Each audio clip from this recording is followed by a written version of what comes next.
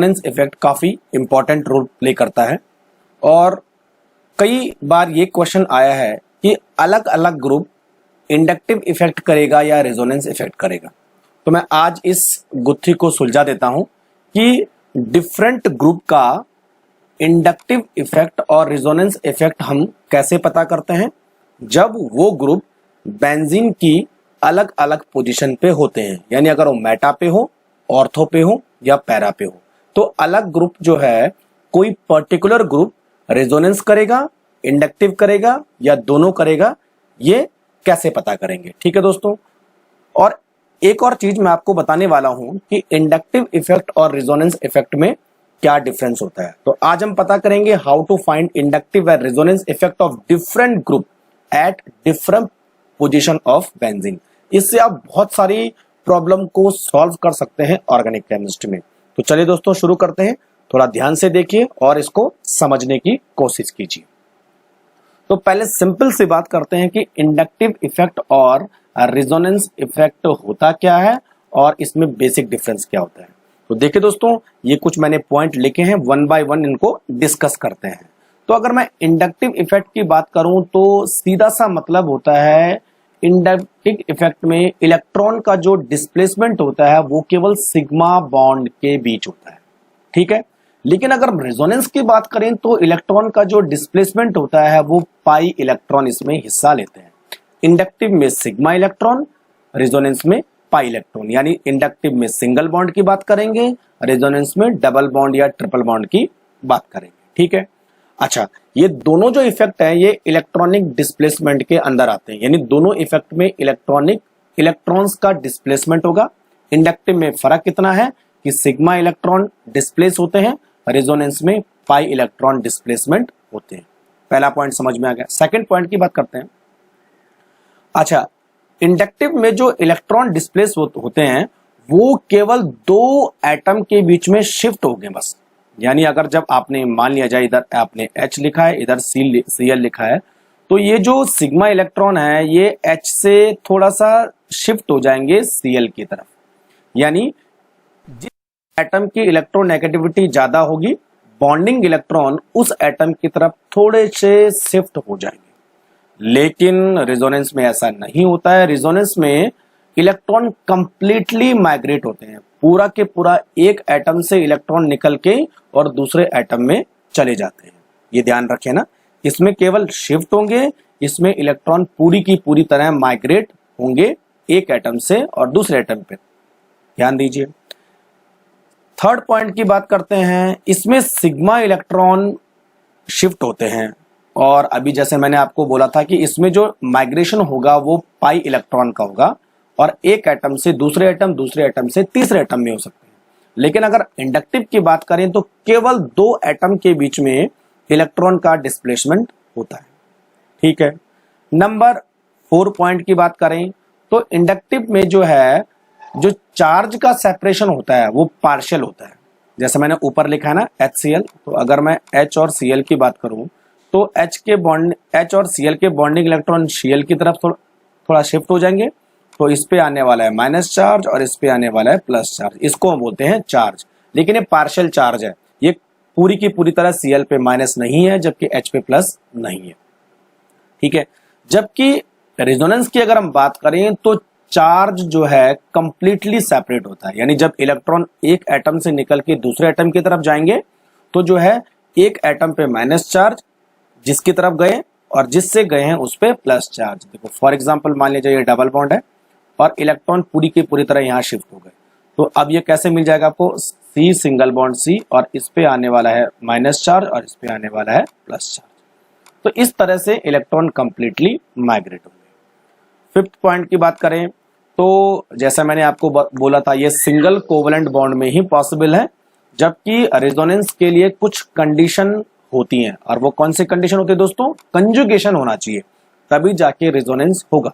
और एक कंजुगेशन क्या होता है मैंने रेजोनेंस वाले वीडियो में पूरा बता रखा है। लास्ट पॉइंट, इसमें बॉन्ड पोलैरिटी इज रिक्वायर्ड, यानी दो एटम के बीच में इलेक्ट्रोनेगेटिव गैप होना जरूरी है, इलेक्ट्रोनेगेटिविटी का गैप होना जरूरी है, जबकि रेजोनेंस में इलेक्ट्रोनेगेटिविटी के गैप की कोई जरूरत है नहीं। यहाँ पे कंजुगेशन सिस्टम ज्यादा इंपॉर्टेंट है। ठीक है, तो ये इंडक्टिव इफेक्ट और रेजोनेंस इफेक्ट में बेसिक डिफरेंस ये होता है। अब आपको इंडक्टिव इफेक्ट और रेजोनेंस इफेक्ट का सेपरेट वीडियो चाहिए तो मैंने ये बना रखे हैं। ठीक है, ये आप देख लीजिए और मैं इसको डिस्क्रिप्शन में इनके लिंक मैं दे दूंगा, आप वहां से दोनों को समझ सकते हैं। तो बेसिक डिफरेंस मैंने आपको बता दिया। अब आगे बढ़ते हैं। अब मैं आपको कुछ एग्जाम्पल से प्रूव करता हूं कि कहां रेजोनेंस होगा और कहां इंडक्टिव होगा। ठीक है, तो देखो पहला एग्जाम्पल हम देखते हैं, ये वाला CH3 CH2 NO। देखिए दोस्तों, ऑक्सीजन के पास 2 लोन पेयर है। ठीक है, और सेकंड वाले एग्जाम्पल में भी ऑक्सीजन OH जुड़ा है, तो ऑक्सीजन के पास 2 लोन पेयर है।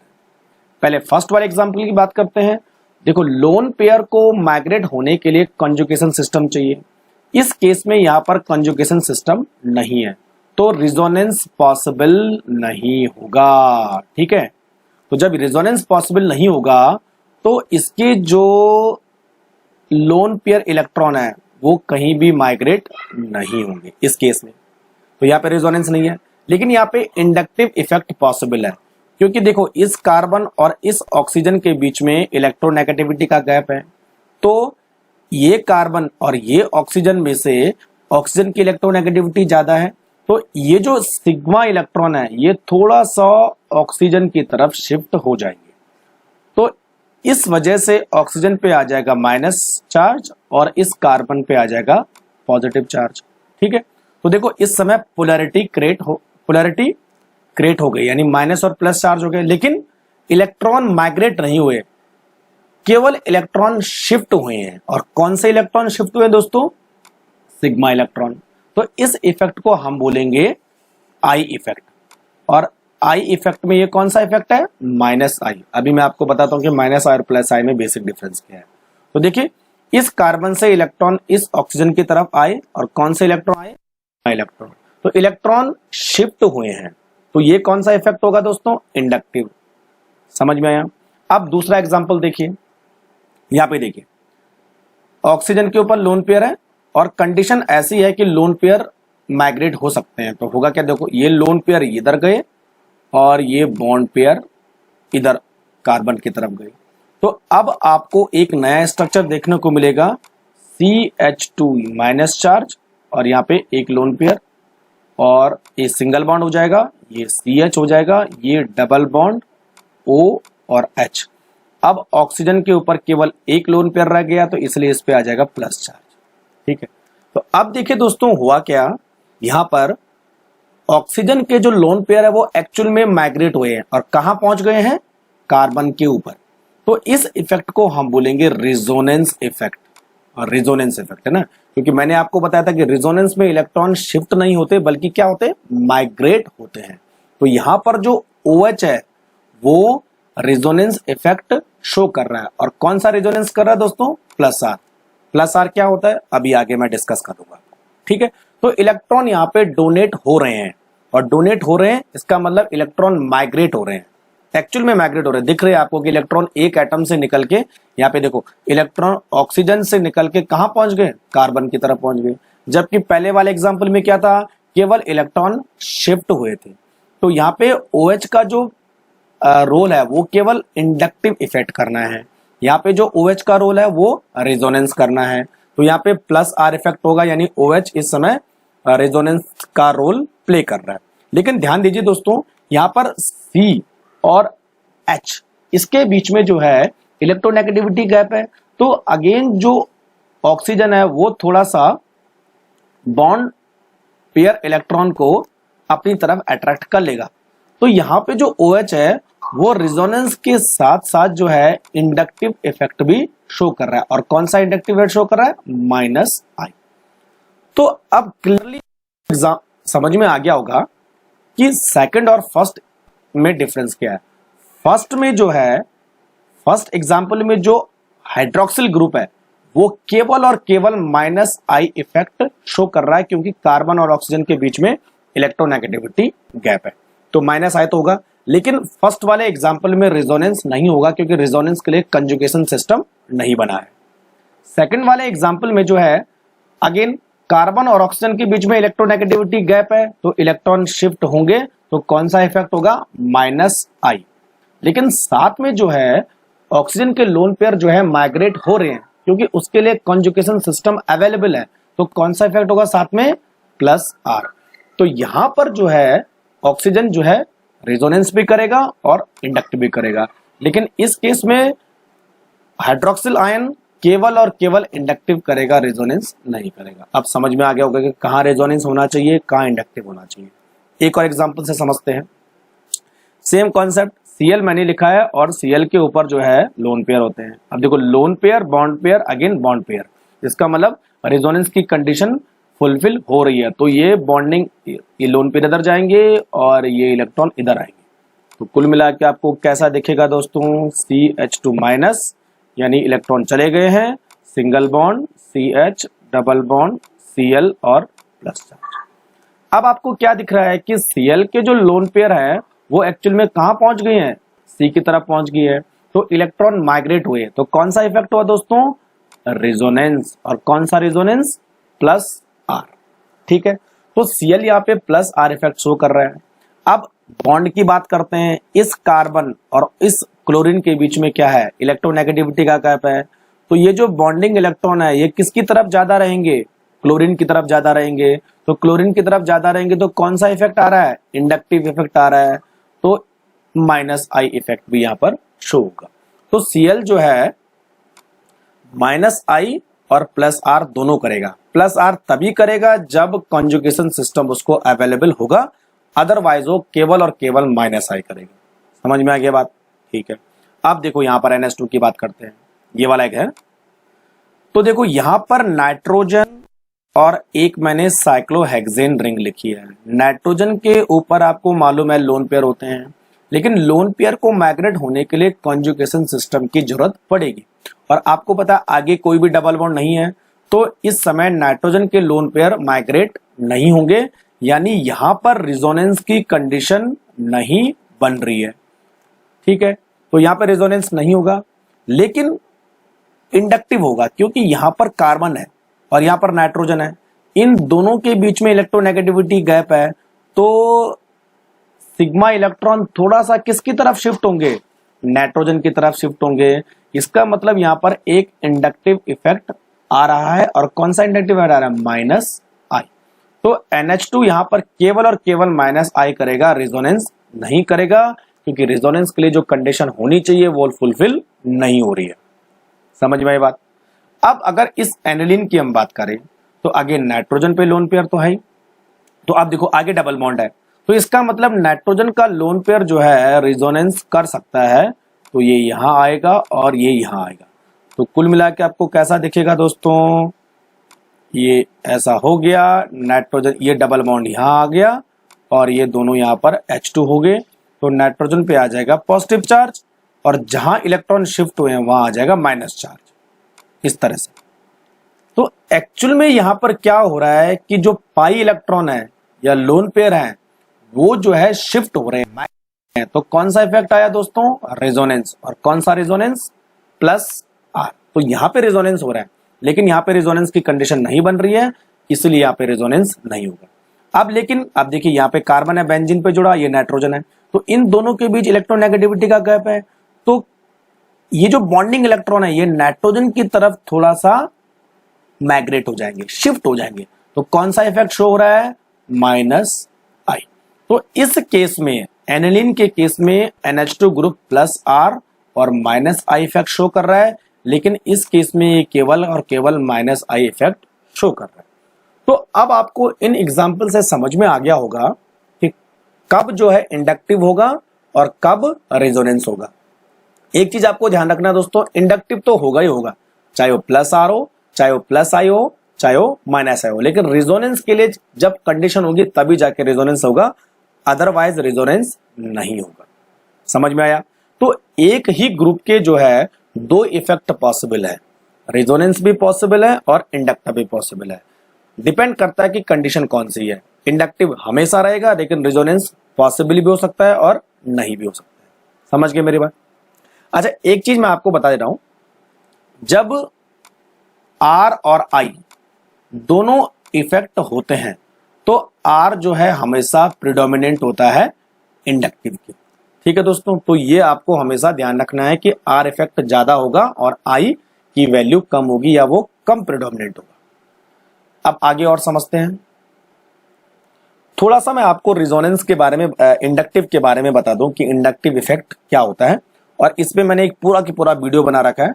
वो ऊपर आइकन एक फ्लैश हो रहा है, उस पर आप क्लिक करके पूरा का पूरा वीडियो देख सकते हैं, और इवन मैं आपको डिस्क्रिप्शन में लिंक दे दूंगा तो वहां से भी आप उसको देख सकते हैं। ठीक है, तो जनरली जो इंडक्टिव इफेक्ट है वो दो टाइप का होता है, minus I and plus I. Minus I में क्या होगा दोस्तों, इलेक्ट्रॉन विड्रॉ होंगे, और प्लस आई में क्या होगा, इलेक्ट्रॉन डोनेटिंग होंगे। अब कौन से ग्रुप प्लस आई करेंगे, कौन से ग्रुप माइनस आई करेंगे, इसको याद करने का बहुत अच्छा तरीका है। सारे के सारे alkyl group, ethyl, methyl, propyl, butyl, tertiary butyl, सारे के सारे ग्रुप जो है यानी एल्काइल ग्रुप जो है इलेक्ट्रॉन डोनेट करेंगे तो वो हमेशा प्लस आई करेंगे। जितने भी फंक्शनल ग्रुप आप जानते हो जैसे aldehyde, alcohol, ketone, carboxylic acid, CN, NH2, even अभी हमने पढ़ा NH2, सारे के सारे फंक्शनल ग्रुप क्या होगा दोस्तों, ये माइनस आई इफेक्ट शो करेंगे, ऑलवेज ध्यान रखना। और सारे अल्काइल ग्रुप प्लस आई यानी डोनेटिंग। समझ में आ गया। इसी तरह थोड़ा रेजोनेंस के बारे में आप देख लीजिए। रेजोनेंस इफेक्ट क्या होता है इसके लिए पूरा वीडियो बना रखा है, ऊपर आइकन फ्लैश हो रहा है, उस पर आप क्लिक करके रेजोनेंस का वीडियो पूरा के पूरा देख सकते हैं, उसको समझ सकते हैं। फिलहाल यहाँ पर रेजोनेंस का टाइप दो टाइप का है, प्लस आर और माइनस आर। प्लस आर का मतलब होता है इलेक्ट्रॉन डोनेशन, तो यानी वो ग्रुप जिनके पास लोन पेयर होंगे तो वो क्या करेंगे, कॉन्जुगेशन सिस्टम को इलेक्ट्रॉन डोनेट करेंगे, तो उनको हम बोलेंगे इलेक्ट्रॉन डोनेटिंग ग्रुप, और जो इफेक्ट होगा वो होगा प्लस आर। ठीक है, तो प्लस आर ग्रुप वही होंगे जिनके पास एक्चुअल में इलेक्ट्रॉन पेयर होंगे। देखो OH plus R, NH2 plus R, OR plus R, even CH3, ethyl, SH, benzene भी, डबल बॉन्ड वाला भी, और सारे के सारे halogen plus R effect show करेंगे। माइनस आर कौन करेंगे, सारे कार्बोनिल कंपाउंड वाले group, amide, aldehyde, ketone, ester, carboxylic acid, CN, और इवन NO2 भी जो है माइनस आई इफेक्ट शो करता है, और SO3H भी माइनस आई इफेक्ट शो करता है, माइनस आर इफेक्ट शो करता है, सॉरी, है ना। तो आपको थोड़ा सा याद रखने हैं ये कि प्लस आर इफेक्टिंग ग्रुप कौन से होते हैं, माइनस आर इफेक्टिंग ग्रुप कौन से होते हैं, ये आपको ध्यान में रखना है। ठीक है, चलो तो समझ में आ गया इंडक्टिव और रेजोनेंस। अब एक थोड़ा सा क्वेश्चन मेरा आपके लिए है कि एल्काइल ग्रुप के पास तो लोन पेयर होते नहीं है, तो उसका जो इलेक्ट्रॉन डोनेशन इफेक्ट है वो किस वजह से होता है। तो दोस्तों इसका जवाब है हाइपर कंजुगेशन। यहाँ पर क्या हुआ, देखिए दोस्तों, ये जो बॉन्ड है वो इधर शिफ्ट होगा और ये इलेक्ट्रॉन इधर शिफ्ट होंगे, तो इसके पास आ जाएगा पॉजिटिव चार्ज, और यहाँ डबल बॉन्ड, और यह आ जाएगा माइनस चार्ज। तो इस इफेक्ट को हम बोलते हैं हाइपर कंजुगेशन। हाइपर कंजुगेशन पे के ऊपर एक पूरा वीडियो बना रखा है, ऊपर आइकन फ्लैश हो रहा है, तो वहां पर आप जाके पूरा के पूरा हाइपर कंजुगेशन वाला वीडियो देख सकते हैं। यहाँ पर केवल आपके लिए ये इंफॉर्मेशन है कि जितने भी अल्काइल ग्रुप होते हैं उनका जो इलेक्ट्रॉन डोनेशन इफेक्ट है वो होता है हाइपर कंजुगेशन की वजह से, और इसको हम बोलते हैं प्लस H। तो एल्काइल के केस में आपको हमेशा प्लस H की बात करनी है, और बाकी जितने भी ग्रुप अभी देखे हैं तो आप R की बात करेंगे, वहां रेजोनेंस होगा या हाइपर कंजुगेशन होगा। समझ गए दोस्तों। चलिए अब बारी आती है कि अगर बेंजीन की अलग अलग पोजीशन पे, और बेंजीन की केवल 3 ही पोजीशन पॉसिबल है, अगर उसके पास एक ग्रुप ऑलरेडी प्रेजेंट है, या तो ऑर्थो होगा, या तो पैरा होगा, या तो मेटा होगा, तो रिजोनेंस इफेक्ट कहां पर होता है, कहां पर नहीं होता है, सबसे पहले आपको यह समझना जरूरी है। इससे बहुत सारे क्वेश्चन आप इजीली सॉल्व कर सकते हैं। तो पहले हम बात करते हैं ऑर्थो पोजीशन के बारे में। तो देखो Cl पहले से मैंने अटैच किया है, और ऑर्थो पोजीशन मतलब NO2 को मैंने सेकंड पोजीशन पे अटैच किया है। तो देखिए दोस्तों, Cl से क्या होगा, इलेक्ट्रॉन इस तरफ आएंगे और ये इलेक्ट्रॉन यहां जाएंगे, उसके बाद ये इलेक्ट्रॉन जो है इस बॉन्ड की तरफ इस तरह से माइग्रेट होंगे, ये वाला, तो यहाँ डबल बॉन्ड आ जाएगा।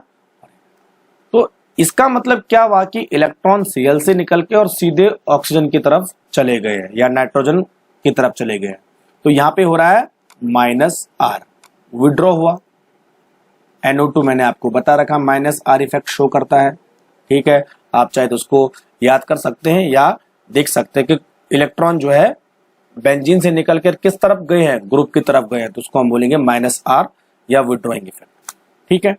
अब अगर हम पैरा पोजिशन की बात करें तो पैरा पोजिशन भी देख लो, यहां से इलेक्ट्रॉन निकल के यहां चले गए और ये डबल बॉन्ड में आ गया, और देखो ये जो इलेक्ट्रॉन है ये किस तरफ जा रहे हैं, NO2 की तरफ माइग्रेट हो रहे हैं।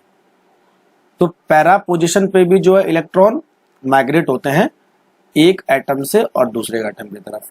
लेकिन ध्यान दीजिए दोस्तों, अगर मैं मेटा पोजिशन की बात करूं तो मेटा पोजिशन में देखो इलेक्ट्रॉन जो है बाईपास हो गए हैं इस ग्रुप से, है ना, ध्यान रखिए बाईपास हो गए मतलब इस ग्रुप की तरफ अब इलेक्ट्रॉन नहीं आ रहे हैं। तो आपको देखना क्या है कि ऑर्थो और पैरा पोजिशन पे तो रिजोनेंस ऑपरेट होता है, लेकिन मेटा पोजिशन पे कभी भी रिजोनेंस ऑपरेट नहीं होता है। इन एग्जाम्पल से आप समझ सकते हैं, ठीक है।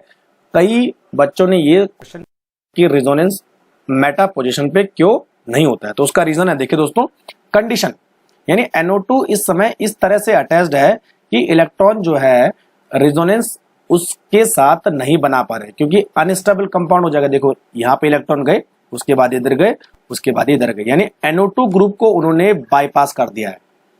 तो इसका मतलब इस समय NO2 ग्रुप की तरफ इलेक्ट्रॉन नहीं जा रहे, जबकि ऑर्थो और पैरा पोजीशन में ग्रुप इलेक्ट्रॉन जो है NO2 ग्रुप की तरफ जा रहे हैं। इसीलिए पैरा और ऑर्थो पे तो रिजोनेंस ऑपरेट होगा, लेकिन मेटा पे कभी भी रिजोनेंस ऑपरेट नहीं होता है। तो यानी अगर कोई ग्रुप आपने मेटा पोजीशन पे लगा रखा हो तो वहां पे कभी भी रिजोनेंस का कोई पॉसिबिलिटी नहीं है, ठीक है, समझ में आ गया। चलो अब कुछ एग्जाम्पल से हम समझते हैं कि कौन सा ग्रुप +R करेगा, -R करेगा, -I करेगा और +I करेगा, ठीक है, समझते हैं। अब देखो, तो ये COOH ग्रुप है, आप कोई भी ग्रुप ले सकते हैं, और इसकी 4th पोजीशन पे मैंने NO2 लगा दिया। तो NO2 का इफेक्ट हम देखेंगे कि ये रेजोनेंस करेगा या जो है इंडक्टिव करेगा। देखिए दोस्तों, तो सबसे पहले हम बात करते हैं कि इंडक्टिव की। अब देखिए यहां पर C है और यहां पर N है। अगर इंडक्टिव की बात करेंगे तो हमेशा कार्बन और नाइट्रोजन बॉन्ड की बात करेंगे। जैसे मैंने आपको बताया था, दो बॉन्ड के बीच में इलेक्ट्रोनेगेटिविटी का गैप है, तो इलेक्ट्रॉन शिफ्ट होंगे ज्यादा इलेक्ट्रोनेगेटिव एटम की तरफ। तो यहाँ पे कार्बन और नाइट्रोजन है, नाइट्रोजन की इलेक्ट्रोनेगेटिविटी ज्यादा होती है, तो कार्बन से नाइट्रोजन की तरफ इलेक्ट्रॉन थोड़ा सा शिफ्ट हो गए, तो इलेक्ट्रॉन शिफ्ट हो रहे हैं। इसका मतलब कौन सा इफेक्ट है, -I, ठीक है दोस्तों। इलेक्ट्रॉन विड्रॉ तो -I है ना, तो जितने भी फंक्शनल ग्रुप होंगे सारे के सारे -I इफेक्ट शो करेंगे। तो NO2 भी एक फंक्शनल ग्रुप है, तो ऑलवेज -I इफेक्ट शो करेगा। सेकंड, रेजोनेंस की बात करेंगे तो NO2 जो है एक विड्रॉइंग ग्रुप है, जैसा मैंने अभी आपको बताया था, ठीक है। पैरा पोजीशन पे अटैच्ड है, तो पैरा पोजीशन पे विड्रॉइंग ग्रुप होगा, तो कौन सा इफेक्ट आएगा दोस्तों, -R।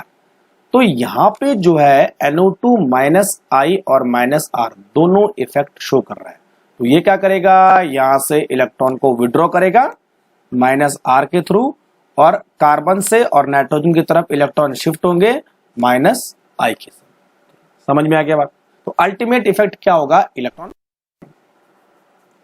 अब अगर NO2 को हमने मेटा पे अटैच कर दिया, देखो मेटा पे ना 1 2 3, तो आपको मालूम होना चाहिए मेटा पे रिजोनेंस तो होगा नहीं, तो केवल कौन सा इफेक्ट होगा दोस्तों, -I, क्योंकि यहां पर भी कार्बन है, तो कार्बन से नाइट्रोजन की तरफ इलेक्ट्रॉन शिफ्ट होंगे, तो -I। तो यहाँ पे केवल और केवल -I इफेक्ट शो होगा, कोई भी रिजोनेंस इफेक्ट शो नहीं होगा। तो यहाँ पे भी क्या हो रहा है, विड्रॉ हो रहा है। तो विड्रॉ किस वजह से हो रहा है, -I, ठीक है दोस्तों। तो समझ गए कि डिफरेंट पोजीशन पे रेजोनेंस और इंडक्टिव किस तरह से आता है, ठीक है। चलो एक और एग्जांपल समझते हैं। COOH मैंने दोनों साइड लगा रखा है, अब यहां पे लगा दिया OCS3, है ना, OCS3।